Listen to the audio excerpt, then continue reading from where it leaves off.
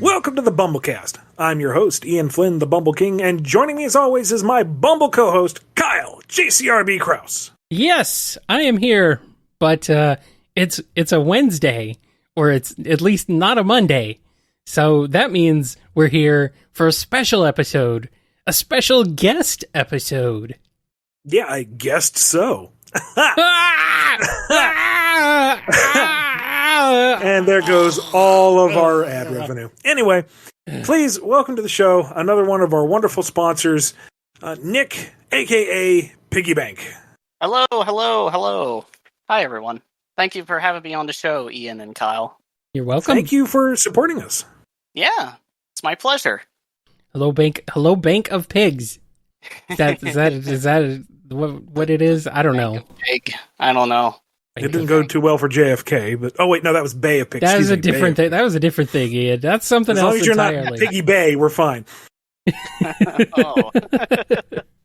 No, that's something else. So, tell the folks at home a little bit about yourself, as much as you're comfortable with. You know, who is the Pig of Banks, and what brings you to the BumbleKast? All right. Well, okay. My name is Nick, or online I usually go by PiggyBank or Mark and Flops. I got a couple different usernames. I work as a full-time animator for a show called Pencilmation, and on the side I do freelance storyboarding for shows like Ollie and Scoops. I've previously worked on True Tale, The Garden, Hobby Kids Adventures. More shows that I can't remember at the moment. I'm sure there's more. Most people listening to this probably know me for Sonic Paradox, the Sonic Shorts, Volume 8. I helped with a few shorts on that. I also helped with Seaside Denied. I did some art for the Sonic show for Summer Sonic 2013 and 2016. And there's probably more I did that I can't remember at the moment, but I've done a few things over the years. So, yeah. I help with all sorts of Sonic fan stuff and all sorts of other things too. And you animate, and that makes you entirely more patient than I am. I got to make a lot of drawings, at least more than 3 drawings, 4, 5, maybe more. Well, it's you. You are the one who is responsible for the floppy BumbleKast logo that we now have. Yeah, that's on right. Every show. I did that too. Yes. The bouncy cast. Yes, you came to me with that glorious piece of animation. I'm like, yes, we need this right now. We need it now. The BumbleKast Gator lacked the floppiness, and it needed it. It had to be done. It needs, absolutely. Yes, we need bouncy, floppy BumbleKast. Always good. That's what we do on this show, so it makes sense. Yeah. We have great stabilizers on the mic. That's why you can't hear us bouncing and flopping all the time. Oh, yes, of course. All right. Yep. We're bouncing here and there and everywhere. Except we're not gummy bears. What would you like to cover on today's BumbleKast, good PiggyBank? So, for today, I was thinking of chatting a bit about, since I'm an animator and I dabble in storyboards as well, I thought it'd be interesting to chat a bit about animation, storyboarding, and the parallels between that and the comics industry side of things. Because I noticed my time reading over the Sonic comics last year, I kind of noticed there were some things that were sort of similar to the world of storyboarding and how we make stuff for an animated show, or on some of the shows I've been on, and some things in the comics industry that are a little bit different from the animation side of it. So I kind of just wanted to chat about that, or whatever else we happen to chat about. I don't know. Hey, it's a direction. Yeah. My experience with working in animation is admittedly limited, but I've had just enough that I feel like I can meet you almost halfway. Yeah, I looked over your portfolio a little bit. I guess so far you've worked on the Sonic Boom episodes, script writing, and that's about it so far, or that? All I can talk about right now. Okay, all right. That's what I was thinking. Okay, cool. And at least on my end, what strikes me as the biggest difference between scripting for comics and scripting for television animation, at least as far as my methodology, is that television, well, let's say animation specifically, is a lot looser in its descriptors. Like, Yes. with comics, I need to take into account the page economy. How many panels do we have? How much action can happen per panel? Yeah. What can you accomplish in your 20 pages? Where animation, it seems to be, you say, okay, and then, for instance, Sonic fights some robots and it's cool.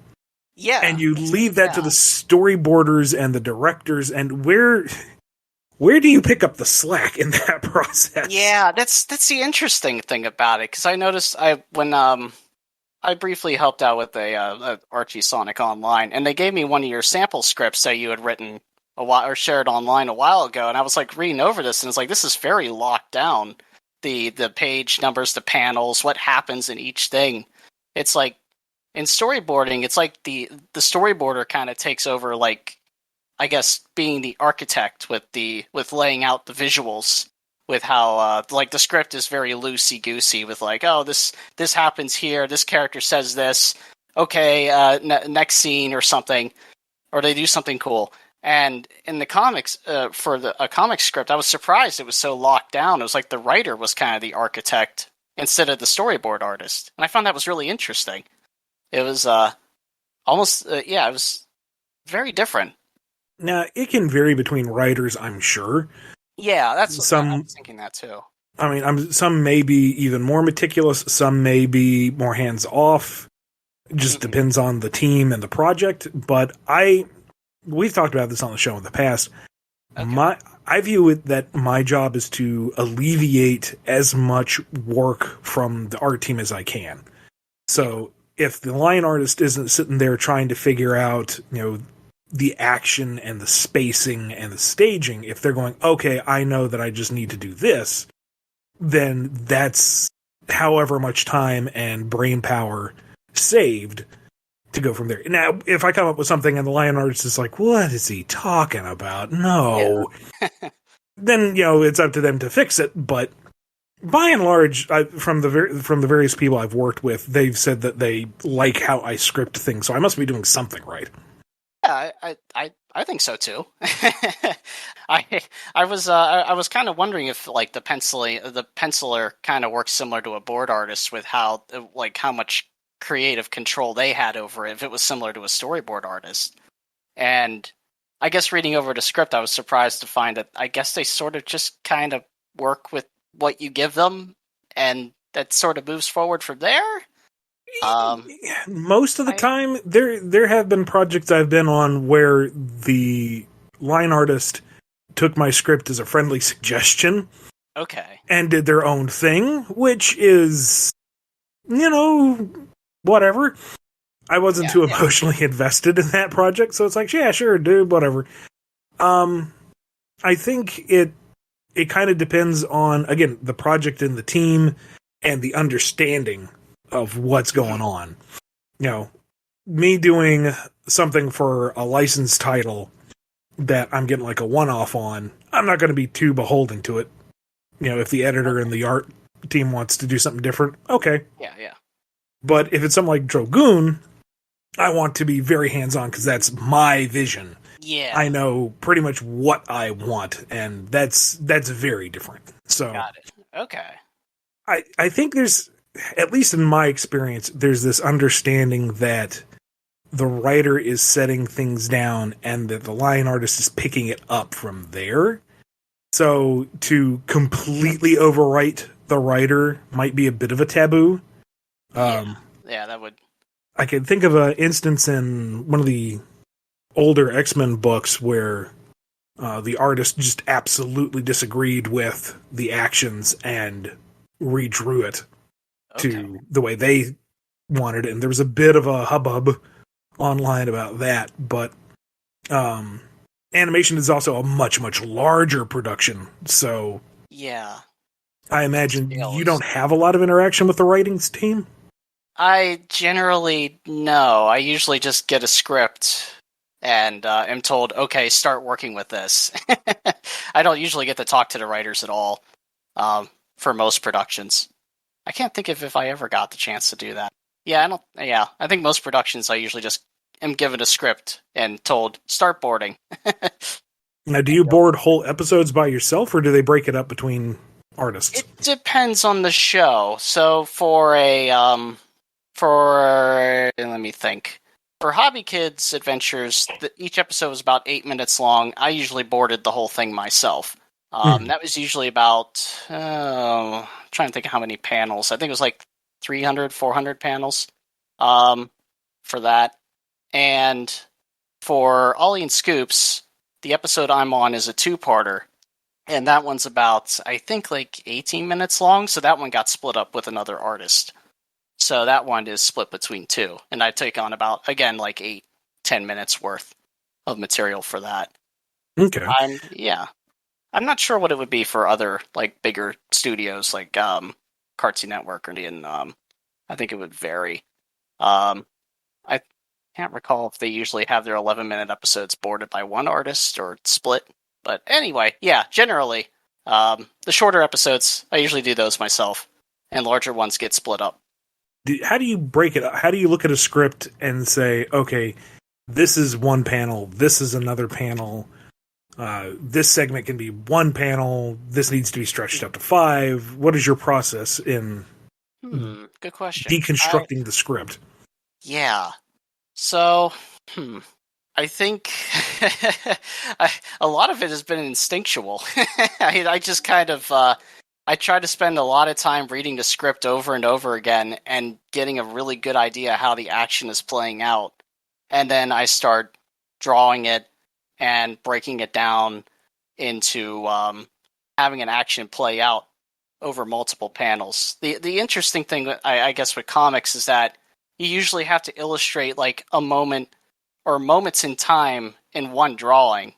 While in storyboarding, we can have multiple drawings and multiple panels illustrate that same acting across multiple drawings or across a span of time.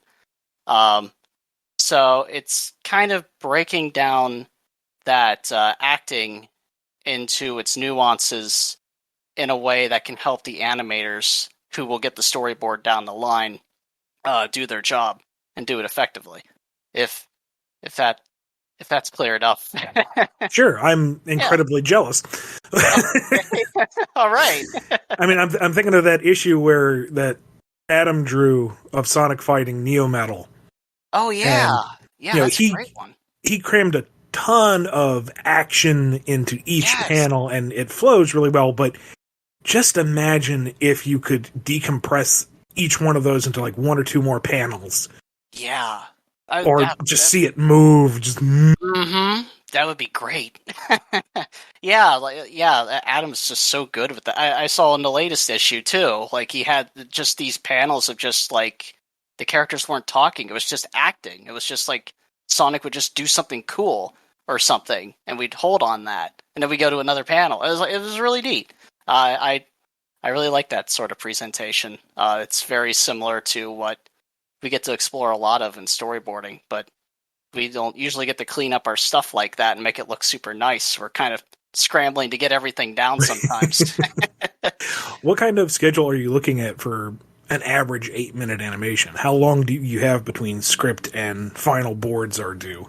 Yeah, usually, it depends on how long the episode is. For Hobby Kids, it was usually about about 3 or 4 weeks we had to board something from start to finish. We usually had 3 weeks and then an extra week for revisions until we locked it and moved it forward into producing an animatic, making a video version of it. And we would, once we made that, then we would have it sent forward to the director for approval, and then we'd go ahead and move it over to production for the crew. Okay, so that was going to be one of my next questions is, where does the director become involved in the process? Yeah, okay.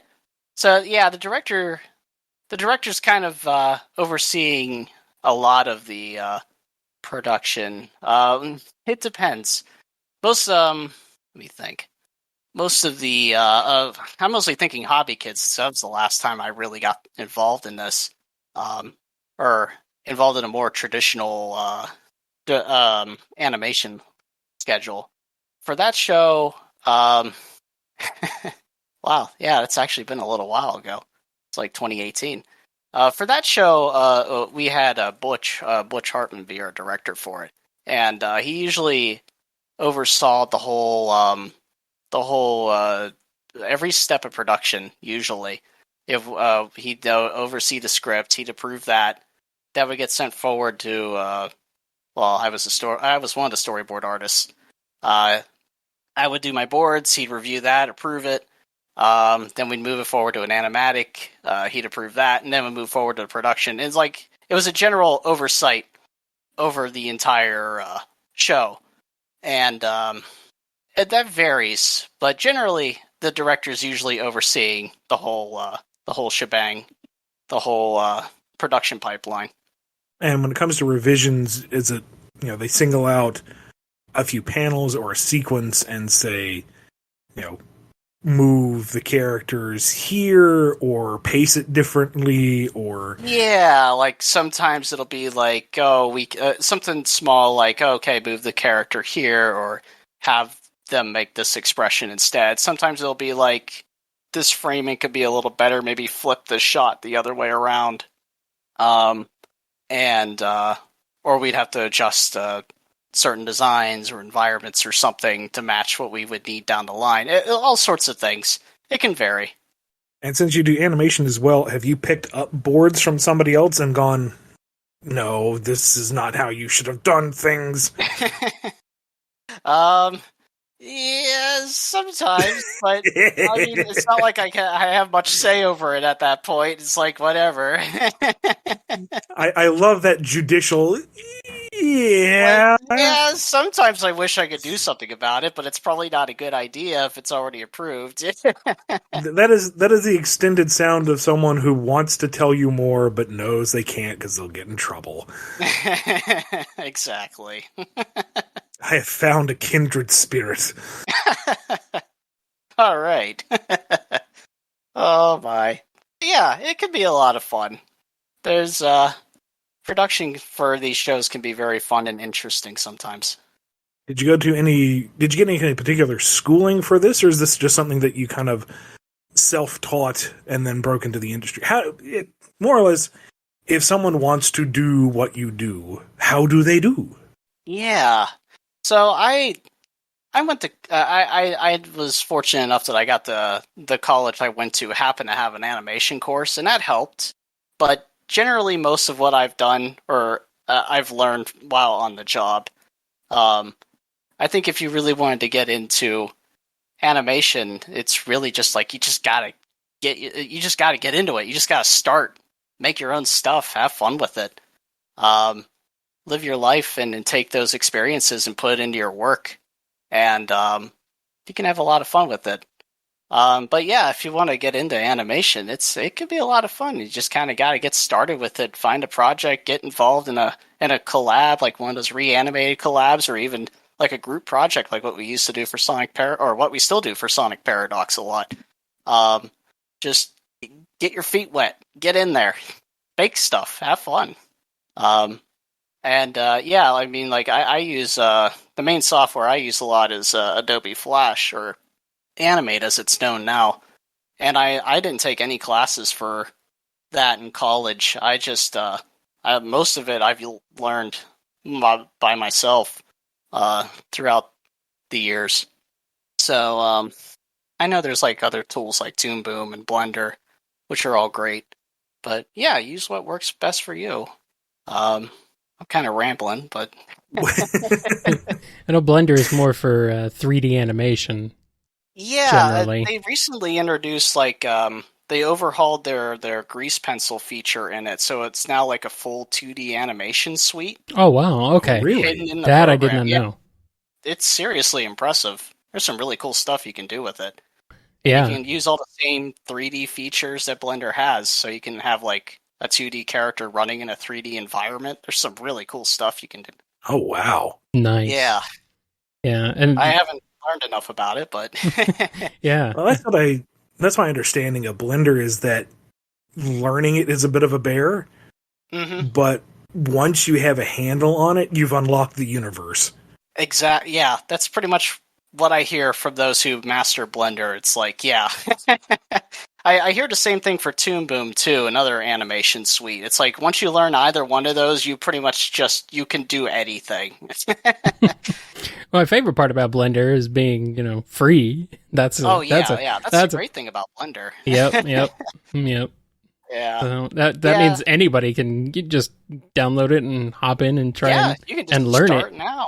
Yeah, so that's anyone, the great thing about it. Yep. So anyone who wants to try their hand at animation or 3D modeling or anything, it's a pretty versatile little program. It's very cool. Exactly. And there's tons of tutorials out there for it and stuff. Oh yeah, go ahead. Well, I think the stress is that with these tools out there, and if you want to dabble in it, like I'm tempted right now to just go download it and say, okay, thanks for joining us, PiggyBank. I'm going to mess with something. And I know that it's going to be frustrating because I haven't drawn anything seriously in nigh upon a decade. And, whatever I do in a new tool is going to be extremely rough and frustrating, but you can't do it until you do it. Yeah. So if you're listening to this going, I kind of feel tempted, do it. Yep. Just do it. And the first thing you're going to make is going to be trash. I tell you right now, it's going to be garbage. You're either going to feel like, oh, I'm a savant, I've gotten this first thing, or you're going to look at it and go, oh, this is awful. And then a month later, you're going to look at it and it's going to be, oh, this is awful. And that's okay because you got to walk before you can run. So do it. Exactly. Just do. Mm-hmm. Do or do not. There is no try. Yes. The man speaks the truth. Yeah, Blender is a very accessible program for that sort of thing. Have you worked on the animatic process at all, or are you just strictly animation and boards? Yes, I was actually, for Hobby Kids, I was storyboard supervisor, and I did animatics as well. So I would take the storyboards that either I made or others made, and I would arrange them in, actually just use Flash for that too. I would just arrange the storyboards in there and create a video out of it. Though for that show, what we also did was, because we also did the animation in Flash, I would prepare the storyboards within Flash and then just give the animators the project file so that they could just work directly over the storyboards, and they didn't have to import a video or do any weirdness with it. It was just like, it was just right there. They could just work on top of it. It was just a little easier to get them into it. But yeah. So yeah, I would get involved with that process too. When doing the animatics, do you have a scratch track to work off of? Do you do like placeholder voices yourself? Yeah, so we usually got a scratch track. For Hobby Kids, we had a sound director who would put together, who would collect all of the lines the voice actors would record. They would usually do multiple takes, and together with the director and the producer, they would pick out the best takes, and they would just send those to me. And usually I had all the lines I needed, but I think there was one episode of Hobby Kids where I actually recorded a scratch track of just me coughing because I noticed one of our voice actors didn't record one. So I just recorded one myself, and for some reason it got in the final episode. Sometimes that happens, where it's just like something I just threw in because to fill in a blank. It would just actually make it in the final episode. And you did bill them for that 2 seconds of voice work, right? Dang, I should have. Money in the piggy bank. Yeah. My serious voice acting credit. Additional voices. Like cough. But yeah. So yeah, sometimes that would happen, but most of the time they had everything ready to go. So I usually just had to work with what they had. And that worked out good. And who oversees sound effects and music? Is that all the sound designer after the fact, or? Yeah, so usually it was the sound designer that would, sound director or whomever, that would handle the sound effects. We, for Hobby Kids, we had a composer, Guy Moon, who did the soundtrack for the show. And that usually happened, I think, after all the animation was done. We would collect all the footage, compile it together, and then we'd send it over to him, and he would compose the music with all the timing intact. And once that was together, then the sound designer would implement all the sound effects, gather everything up, and usually the final version of the episode would start to come together at that point. And roughly speaking, from what you can tell, yeah, what's the timeline from script to final production of an episode? It's a good question. I think how long it usually was. It was definitely at least 4 or 5 months, maybe longer. It was an assembly line kind of production. So usually, when you had someone finish with storyboards for episode 1, they'd usually have something ready for episode 2 by the time you were done. Mm-hmm. So, but one episode from start to finish, I think, was usually about, I'm going to say like 6 months, 5 or 6 months, give or take. That was for Hobby Kids. I can't remember what it would have been for Ollie and Scoops might be longer. But I haven't been on that production as long. So, yeah, it varies. I'm sure for other larger shows, it probably has a longer turnaround time. But generally, it takes a number of months to get it done. I think for some shows, it can also take like a year from start to finish for an episode. Maybe more. That is absolutely terrifying.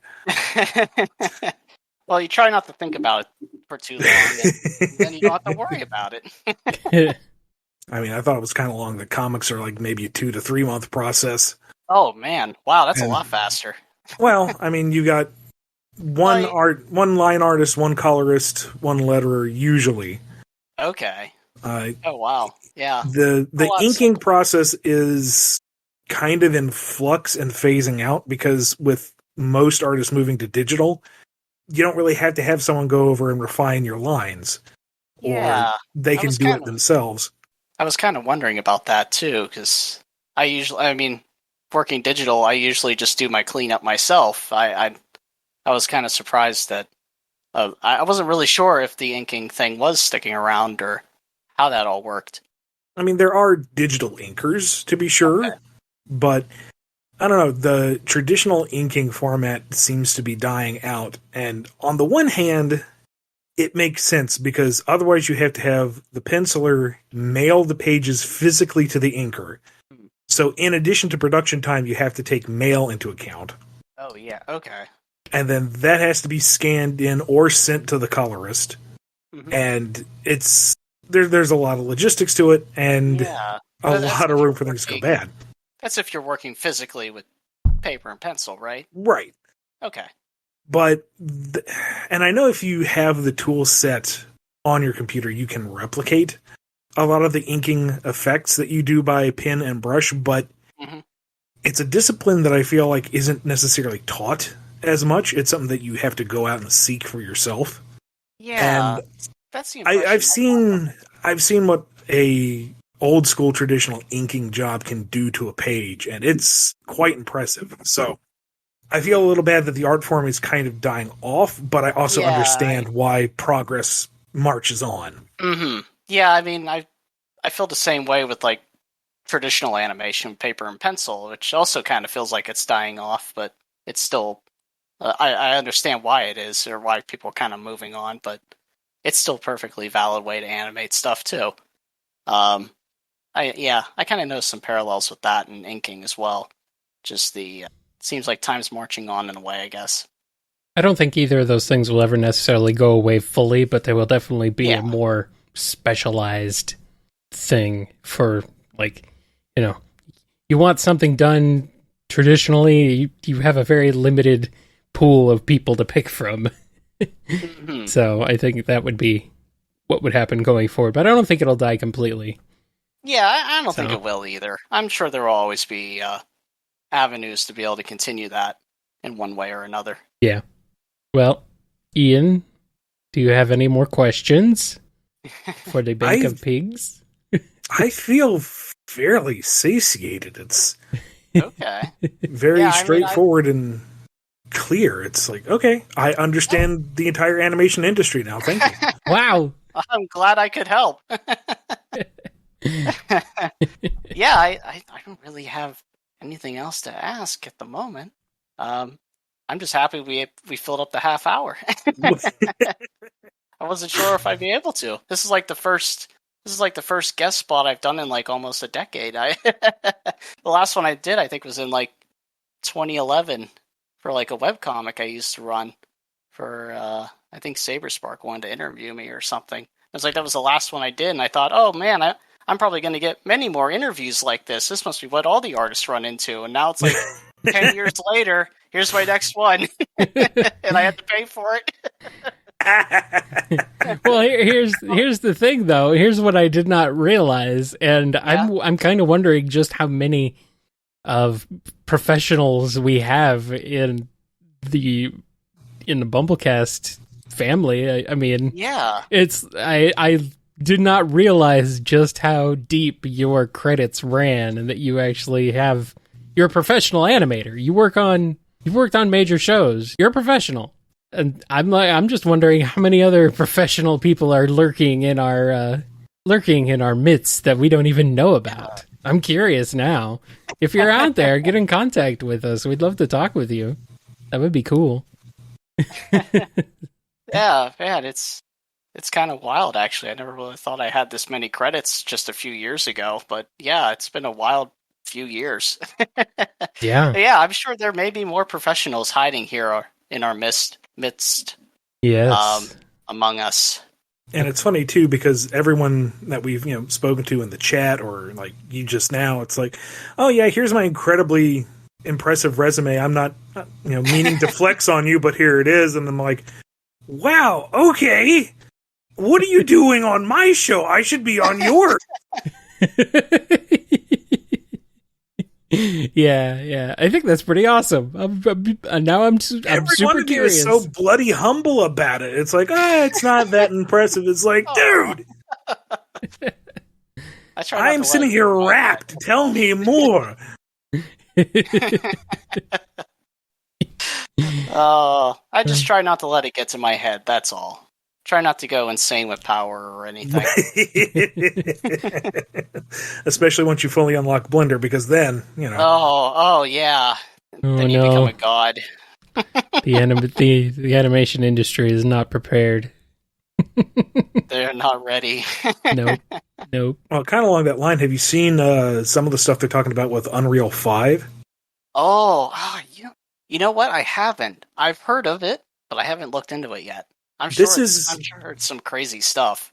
This is my third-hand, super Luddite understanding of it. Okay. But if I follow the sales pitch correctly, it's running on a new system that they've called Fractals. Oh. Which seems to intelligently prioritize the polygons and textures, so that you can have these incredibly elaborate, hyper-detailed, and multifaceted terrains, and it will not eat the CPU time for the stuff that's in the distance. That it will render and prioritize things as you approach them in the virtual environment. Yeah. In real time. Oh, man. That sounds amazing. Like, the example I saw was this big, incredibly detailed rocky mesa where you can see like the individual pebbles. Oh. And they start zoomed in so you can see all the, flecks of mica. Oh, yeah. And then they zoom out and, in real life, you can't tell what that is anyway. And Unreal 5 says, well, since you can't see it, we're not going to render it. We know it's there. So when you decide to zoom, it'll be there. But when it's not, we won't, and you're not eating up, the power bill of California just to render this one shot. Yeah. Yeah, it's super impressive. It's yeah, man. It's like Mike B says in chat, like Unreal used to look like Unreal 1. It's like it was just polygon. Like, now we're doing this. Like, what? Polygons with map textures slapped on them. That's all you got. Big old polygon faces. That's all you get. Now we got fractals. I mean, the stuff like they're doing for The Mandalorian and other shows where the soundstage is one gigantic video game screen. Yeah, that's a really interesting thing to me, is like seeing these video game engines being used for film and animation, which I think is like honestly kind of like an untamed frontier yet. Like I've noticed Disney feature animation did some tests with using Unity to animate some shorts, and those seem to go well because like you can see everything happening in real time. You don't have to take 3 days to render one frame, and it's like the results look amazing. They look the same as that render through Hyperion that took 3 days or something. And it's like it's come so far. These video game engines, it's like Unity and Unreal, are just like making headway in that. I think there's some serious use for that in the animation and film side of things, which what Mandalorian is exploring. I think it's really cool. Yeah, I desperately want to just play around on that set. Yeah, just have those screens surrounding you with the environment matching up with the angle of the camera. It's like, oh, it's so cool. Oh, the world's most impressive game of GoldenEye. Come on now. There you go. Yeah, you can do. It's kind of insane the level of detail you can get from real-time rendering now compared to even just a few years ago. Yeah, it's come a long way. I know the big move, of course, has been ray tracing. You know, that's the big buzzword. But it's the in thing right now, I think. But it is basically every movie has been rendered using ray tracing animation and modeling and stuff. It's all that's why movies have for years looked so much better than games. But now that we're being able to integrate ray tracing effects into games and game engines, have that in real time is a big leap. Yeah, yep, for sure. And I think they're probably utilizing a lot of that. And there's been so many tricks and stuff done over the years to make even non-ray traced stuff look just flat out amazing. Because it's, we've had a couple decades now to get these... I mean, like even like the Hedgehog engine for Unleashed was like doing some global illumination stuff, which like back in 2008 was awesome. Like I can't recall too many games doing that back then. No, yeah, that was a big deal, and that's why the game runs like crap on anything and everything. But it looks really good. It looks great. Yeah, it looks great in still shots, but it runs at like 10 frames a second on the original 360. But hey, it looks great. Yep. Yeah, it's just so much more realistic environment lighting and stuff. Just because of that, it's fantastic. I'm definitely looking forward to what folks use it for in the future. Because I think that's probably the most interesting thing for me with the ray tracing stuff is more like what that's going to enable down the line for us. It'd be really cool.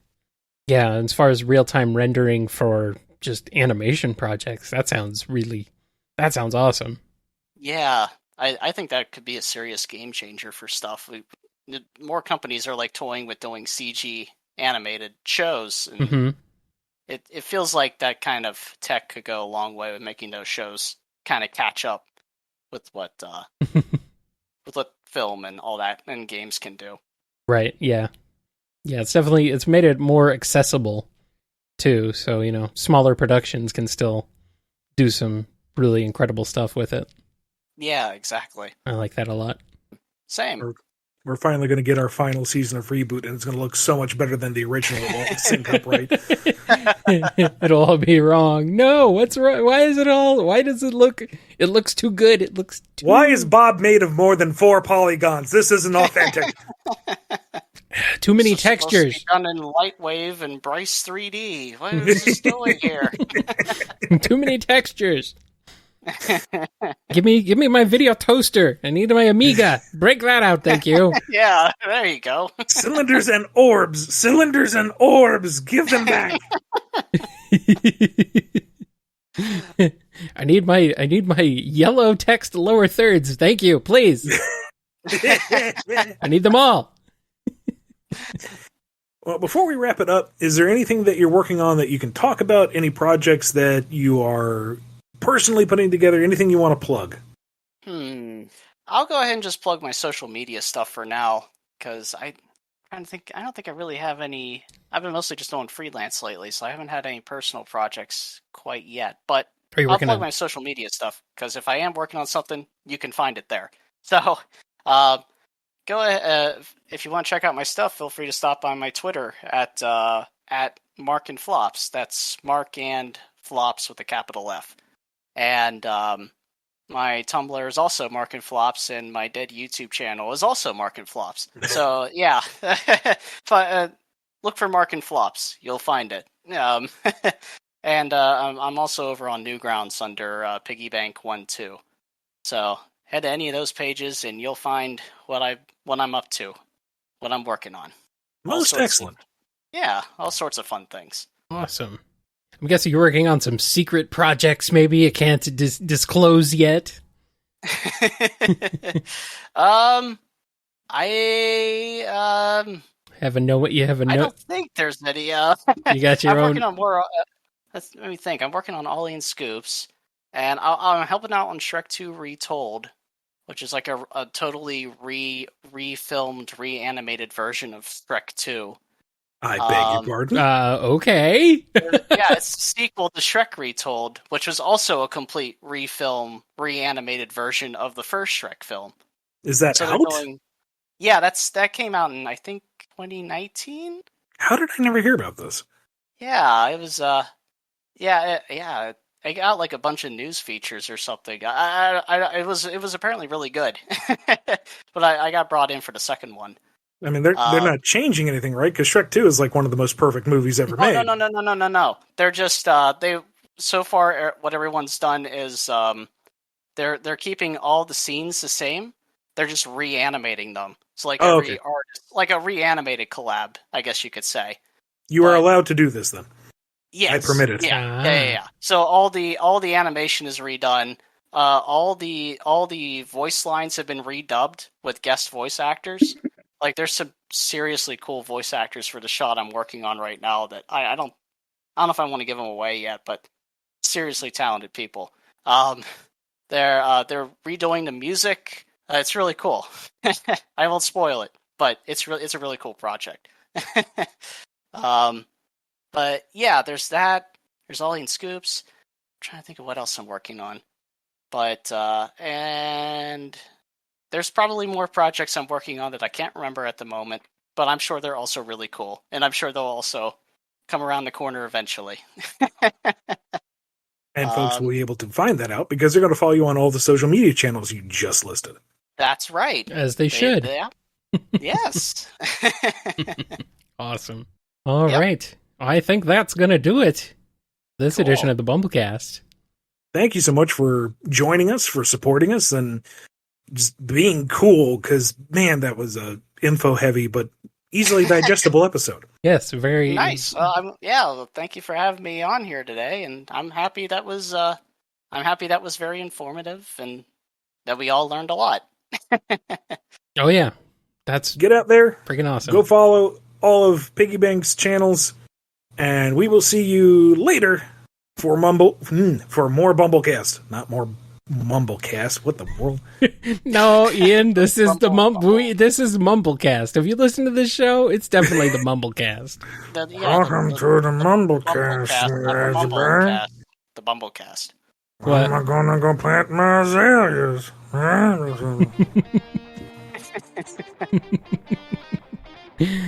Sonor card gauge. You've been listening to the BumbleKast, a co-production of Bumble King Comics and the KNGI Network. Original theme music composed by Ken Coda Snyder. Remixed intro by T-Lopes. Find out more information, along with podcast feeder links, MP3 downloads, and more at bumbleking.com and kngi.org.